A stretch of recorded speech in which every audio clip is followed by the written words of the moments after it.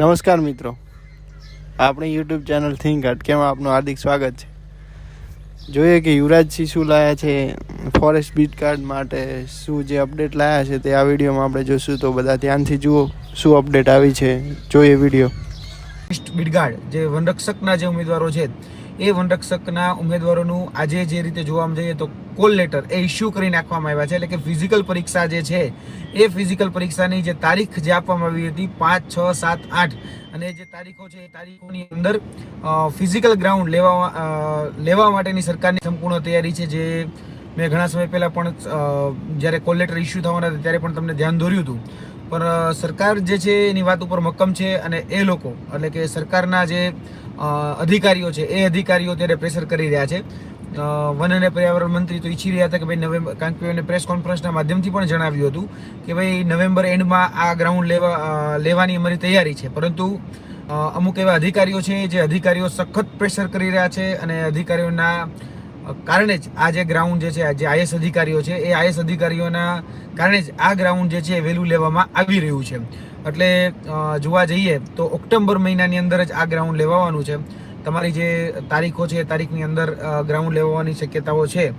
બીજું કે ઘણા બધા લોકોને એ વાત હશે મનમાં કે ભાઈ જે ઉમેદવારો કોર્ટમાં ગયા છે એનું શું થશે. કોર્ટમાં ગયા છે તો જોવા જઈએ તો સૌપ્રથમ એને SCA એટલે કે પિટિશન, જે સ્પેશિયલ સિવિલ એપ્લિકેશન જે આપણે કહીએ છીએ એ થોડી મોડી દાખલ કરી, કેમ કે કોર્ટમાં તમે બધા જાણો છો કે એક એવો સમય હતો કે જ્યારે ઉમેદવારો લડતા હતા અંદર. કોક એમ કહેતું હતું PIL કરો, કોક કહેતું હતું પિટિશન કરો. એટલે આ ઘણી બધી અસમંજસતાઓ હતી. એટલે વિદ્યાર્થીઓને ખબર જ નહોતી પડતી કે શું કરવું. પરંતુ છતાં પણ આગળ ઘણા બધા ઉમેદવારો આવ્યા અને એ લોકોએ પિટિશન દાખલ કરી. અને પિટિશન દાખલ કરી એમાં પહેલી જે હિયરિંગ થઈ એમાં ગૌણ સેવા પસંદગી મંડળને રિઝલ્ટ શા માટે ઇસ્યુ કરવામાં નથી આવ્યું તે પ્રકારની નોટિસ જાહેર કરવામાં આવી અને તેના બાબતમાં પ્રશ્ન પૂછવામાં આવ્યો કે તમે જાહેર ક્યારે કરશો અથવા તો શા માટે જાહેર નથી કર્યું એ બાબતની એક નોટિસ ઇસ્યુ કરવામાં આવી. તો એને લઈ અને 7 તારીખ એ પડી હતી. તો 7 તારીખ પહેલાં જ આ લોકો ગ્રાઉન્ડ લેવાની તૈયારી બતાવી રહ્યા છે. એટલે કહેવાય ને ભાઈ CID નો ડાયલોગ છે ને, કુછ તો ગડબડ હે દયા, એના જેવી વાત છે. એટલે કાંઈક તો ગડબડ છે જ, કશુંક કંઈક દાળમાં કંઈક કાળું છે અને કંઈક રંધાઈ રહ્યું છે. જે બહારનું આવી જાય એમાં એની ઉતાવળ છે. કદાચ બહાર આવી જાય તો એ તકલીફ પડી જતું હશે, કદાચ એને કારણે આ બધું જ થઈ રહ્યું છે. પરંતુ ઉમેદવારો જે સજાગ છે એ ઉમેદવારો આજે જે વન અને પર્યાવરણ વિભાગ છે એની સાથે સાથે જે ગૌણ સેવા પસંદગી મંડળ છે એની સાથે સાથે CM છે, એની સાથે સાથે વન અને પર્યાવરણ મંત્રી છે, GAD છે, અગ્ર સચિવ છે, એ બધાને જ લેખિતમાં રજૂઆત કરીને આવ્યા છે કે ભાઈ સાહેબ, અમારી પિટિશનનો જવાબ હજી સુધી તમે આપેલો નથી, પહેલા એ જવાબ આપો, પછી આ ગ્રાઉન્ડ લેવાની તમે તૈયારી બતાવો. આ પ્રકારની વાતચીત એ વિદ્યાર્થીઓ દ્વારા કરવામાં આવી છે. જોવા જઈએ તો અત્યારે જે ઉમેદવારોએ પોતાની માંગણી એ રાખી હતી, બરાબર, નો ડાઉટ એ આજે જે નેતાઓ હતા કે અધિકારીઓ હતા એના સુધી વાત પહોંચી છે. પરંતુ એમને પણ કહ્યું છે કે અમુક અધિકારીઓના કારણે, જે IAS અધિકારીઓ છે એના કારણે એમના હાથ બંધાયેલા છે અને એનું સૂચનોનું પાલન એ એને કરવાનું રહ્યું. એટલે એ લોકો એમાં આગળ મૂવ ઓન એટલે કે આગળ વધી ગયા છે.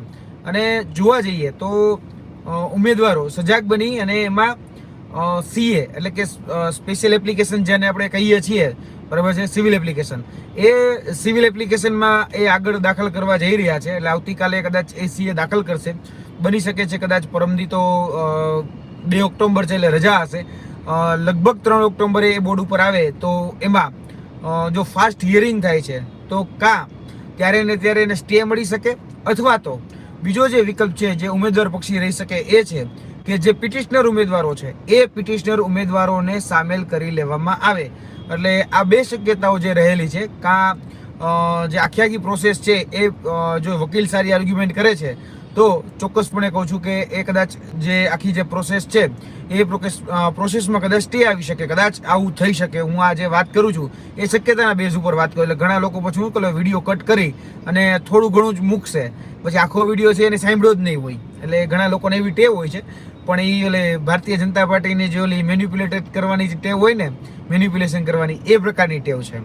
એટલે એ ટેવ એને મુબારક જો કે, પણ જે હકીકત છે એ હકીકત હું તમને દર્શાવી રહ્યો છું કે 2 શક્યતાઓ રહેલી છે. એ આખી મેટર ઉપર સ્ટે આપે અને જે પિટિશનરો જે છે એને ઇન્ટ્રીમ રિલીફ એટલે કે એને જે વચગાળાની જે રાહત જે આપણે કહીએ એ વચગાળાની રાહત એમને આપી શકે છે. બની શકે છે કદાચ જે 42 ઉમેદવારો છે એને વચગાળાની રાહત આપી એને કોલ લેટર ઇસ્યુ કરી અને જે ગ્રાઉન્ડ હોય એ ગ્રાઉન્ડની અંદર એને દોડાવી લે. બીજું